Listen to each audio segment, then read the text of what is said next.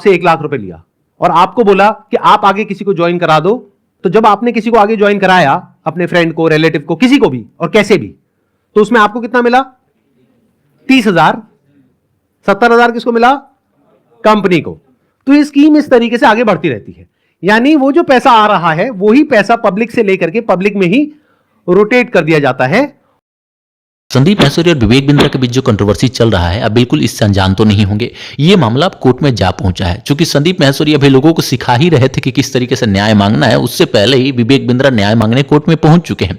और संदीप महेश्वरी और विवेक बिंद्रा को कोर्ट ने आदेश दे दिया है कि अगली सुनवाई से पहले आप लोगों को एक दूसरे के लिए कोई भी विवादित बात, कोई भी बात अपने वीडियोज में नहीं करना है, कंट्रोवर्सी को अभी आगे नहीं बढ़ाना है। इसके बावजूद भी दोनों हार मानने को तैयार नहीं है। जिस तरीके से संदीप महेश्वरी ने अपना पहला वीडियो अपलोड किया था इनडायरेक्टली तरीके से बिग स्कैम एक्सपोज करके, उसके बाद उन्होंने दूसरा वीडियो अपलोड किया स्टॉप स्कैम बिजनेस, तीसरा वीडियो अपलोड किया स्टॉप विवेक बिंद्रा। इसके अलावा कम्युनिटी में लगातार वार चलते रहे दोनों तरफ से। विवेक बिंद्रा भी अपने लाइव सेशन में आकर के बहुत सारी बातें उनके लिए किए थे, कई सारे पॉडकास्ट के माध्यम से उन्होंने अपनी बात रखी है और इसके अलावा कोर्ट में मामला लेकर के जा चुके हैं। लेकिन उन्होंने अपने 10 डे MBA का तीसरा वीडियो अपलोड किया, उसका थंबनेल था एंड ऑफ ऑल कंट्रोवर्सीज। इसके बाद संदीप महेश्वरी ने अपने कम्युनिटी में साफ शब्दों में पोस्ट किया कि सिर्फ एंड ऑफ ऑल कंट्रोवर्सी लिख देने से कंट्रोवर्सी खत्म नहीं हो जाता है। सबसे पहले उन लोगों के पैसे वापस करो जिनके पैसे तुम्हारे कोर्स में बर्बाद हुए हैं। ऐसी बातें संदीप महेश्वरी ने बहुत साफ शब्दों में कही अपने कम्युनिटी में, जबकि कोर्ट का ऑर्डर आ चुका था।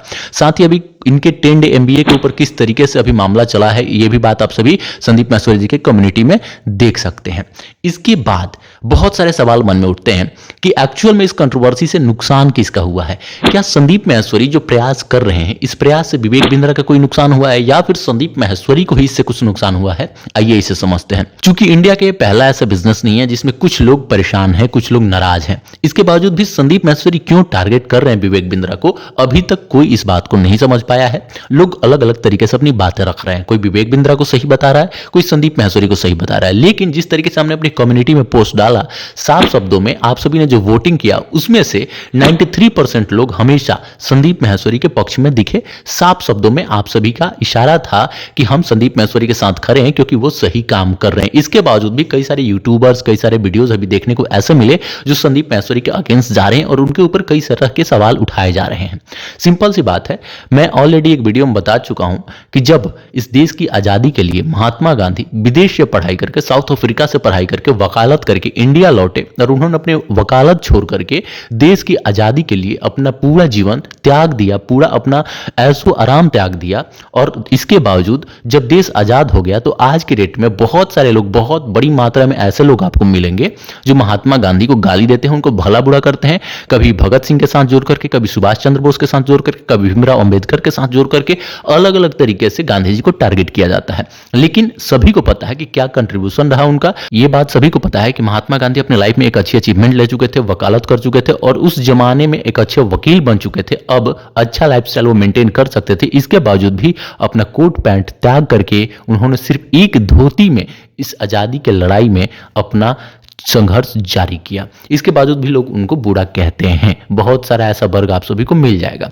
तो संदीप महेश्वरी भी तो कुछ ऐसा ही कर रहे हैं। चूंकि इस कोर्स से उनको कोई मतलब है नहीं, विवेक बिंद्रा से कोई मतलब है नहीं, विवेक बिंद्रा से कोई उनकी दुश्मनी पहले की है नहीं। लेकिन इस समाज में पहली बार किसी यूट्यूबर ने किसी बड़ी कंपनी के खिलाफ अपनी आवाज बुलंद की है तो ये बहुत बड़ा गुनाह होता है। गो विद द फ्लो, ये दुनिया हमेशा से कहती है, लेकिन जब इस फ्लो को आप रोकने का प्रयास करते हैं तो आप बहुत परेशान होते हैं और वही काम संदीप महेश्वरी के साथ हुआ है। लेकिन अब रही इमेज की बात, तो डेफिनेटली अगर ये केस संदीप महेश्वरी हार जाते हैं और विवेक बिंद्रा जीत जाते हैं तो इसे बहुत नुकसान होगा संदीप महेश्वरी की इमेज को। क्योंकि संदीप महेश्वरी का प्रयास सिर्फ यूट्यूब पे इनको एक्सपोज करना नहीं था, उनका प्रयास था इसमें जुड़े लोग जो इनसे नाराज हैं, जो विवेक बिंद्रा की कंपनी की वजह से अपने आप को बहुत तकलीफ में पा रहे हैं, जो उनका कोर्स लेकर के काफी परेशान नजर आ रहे हैं, उनके कर्ज चढ़े हुए हैं उसको लेकर के, बहुत सारे लोगों की बहुत सारी तकलीफें हैं, उनके पैसे दिलाने के लिए एक प्रयास किया था संदीप माहेश्वरी ने, और ऐसी कई कंपनियों के ऊपर उन्होंने बात करने की बात कही थी। लेकिन अगर संदीप माहेश्वरी इसमें नहीं जीत दर्ज कर पाते हैं और लोगों का पैसा वापस नहीं हो पाता है, तो डेफिनेटली लोग अलग अलग नाम देना शुरू करेंगे इस कंट्रोवर्सी को, और इसे साफ शब्दों में कहा जाएगा कि संदीप माहेश्वरी अपने फायदे के लिए, चाहे वो व्यूज बढ़ाने के लिए हो या फिर कोई भी कारण हो, जो कि बिल्कुल ऐसा कोई लॉजिक है ही नहीं, लेकिन फिर भी लोग अलग अलग तरीके की बातें करेंगे। तो महत्वपूर्ण बात यह है कि जो कंट्रोवर्सी चल रही है आगे ये अभी जारी रहेगी, लेकिन अगर रिजल्ट संदीप माहेश्वरी के साइड में होता है तब तो बहुत सारी कंपनियों के जुबान बंद होने वाले हैं, बहुत सारी कंपनियों में ताले लगने वाले हैं, और बहुत सारी और कंपनियां एक्सपोज होने वाली हैं या फिर ऑटोमेटिक अपना दुकान बंद कर लेने वाली है। लेकिन अगर संदीप माहेश्वरी को इसमें जीत नहीं मिलती है तो अब ऐसी बातें अन्य कंपनियों के ऊपर करने वाले यूट्यूबर्स, पब्लिक प्लेस में लोगों को जागरूक करने वाले लोग भी सावधान हो जाएंगे, और अगर कोई भी सजा संदीप माहेश्वरी को मिलती है तो ये तो बहुत बड़ा एग्जाम्पल सेट हो जाएगा, और डेफिनेटली इसके बाद किसी के लिए कोई कभी बात नहीं रखेगा, कोई कभी आवाज नहीं उठाएगा।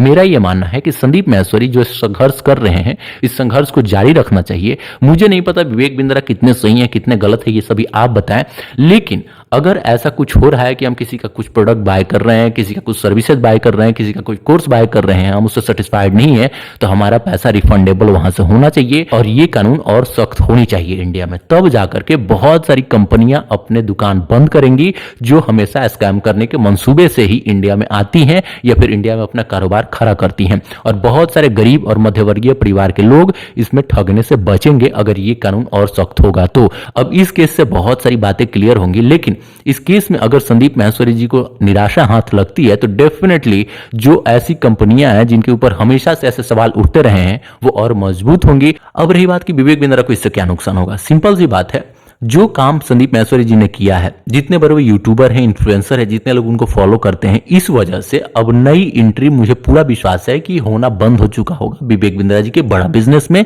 क्योंकि बहुत सारे लोग इस चीज के ऊपर पहले जिनको डाउट था अब क्लियरेंस मिल चुका है। क्योंकि संदीप माहेश्वरी कोई छोटा नाम नहीं है, और ऐसे ही किसी भी अन्यथा टॉपिक के ऊपर वो बात नहीं करते हैं, बहुत सारे लॉजिक्स होते हैं उनके टॉपिक्स में, और बहुत लोग बहुत दिनों से उनको फॉलो कर रहे हैं, और वो ये कह सकते हैं कि जितना कोर्ट के आदेश को इंडिया में नहीं फॉलो किया जाता है उससे कहीं अधिक संदीप माहेश्वरी के सलाह को इंडिया में लोग फॉलो करते हैं। ये मेरा मानना है। सिंपल सी बात है कि संदीप माहेश्वरी के इस वीडियो की वजह से बहुत सारे नए लोग अभी ज्वाइन नहीं कर रहे होंगे, और जो पुराने लोग ज्वाइन किए हुए हैं उनको बहुत परेशान दिख रहे हैं वो, और वो अपना रिफंड मांग रहे हैं। तो इससे बहुत नुकसान विवेक बिंद्रा को भी जरूर हुआ है, उनके छवि को भी हुआ है, एक अलग इमेज बना है। जिस तरीके से वो अपनी स्पिरिचुअलिटी बाहर लेकर के आए थे, गीता ज्ञान के ऊपर लगातार उन्होंने फोकस किया था, पहले गीता के ऊपर बहुत कम उन्होंने वीडियोस बनाए थे, लेकिन लगातार जब से उन्होंने अपनी कंपनी लॉन्च की और जब से फ्लो में वो गए, वो लगातार गीता के ऊपर बात करने लगे, कई सारे बाबाओं के ऊपर बात करने लगे, कई सारी बाबा को अपने स्टूडियो में बुलाने लगे, और वहीं पर कई कंट्रोवर्सियों का खुलासा करने लगे, कई सारे टीचर्स को बुलाए, कई सारे इन्फ्लुएंसर्स को बुलाए। तो इससे साफ समझ आने लगा कि विवेक बिंद्रा एक बिजनेसमैन बन चुके हैं। लेकिन अब अगर संदीप माहेश्वरी ने ऐसा कर दिया है तो उसको लेकर भी अब ये लगने लगा है कि विवेक बिंद्रा वो सब दिखावा करने के लिए किए थे और ट्रैफिक गेन करने के लिए किए थे, ट्रैफिक बटोरने के लिए किए थे। अब ये सारी बातें कितनी सही है कितनी गलत है आगे हम चर्चा करते रहेंगे। एक और कंपेयर वीडियो जरूर लेकर के आएंगे कि अगर विवेक बिंद्रा इस केस को जीतते हैं और इस केस में विवेक बिंद्रा की कंपनी को क्लीन चिट मिलता है और किसी का पैसा रिफंड नहीं होता है, संदीप माहेश्वरी इस मामले को कहां तक ले जाएंगे वो तो बाद की बात है। लेकिन अगर फाइनल ऐसा होता है तो डेफिनेटली क्या होगा उससे और क्या नहीं होगा, क्या फायदे होंगे क्या नुकसान होंगे, किन कंपनियों को फायदा होगा, आम जनता को क्या फायदा नुकसान होंगे, सबके ऊपर बात करेंगे पूरे लॉजिकल तरीके से। मिलते हैं नेक्स्ट वीडियो में कुछ इंपॉर्टेंट इंफॉर्मेशन के साथ। Thank you so much.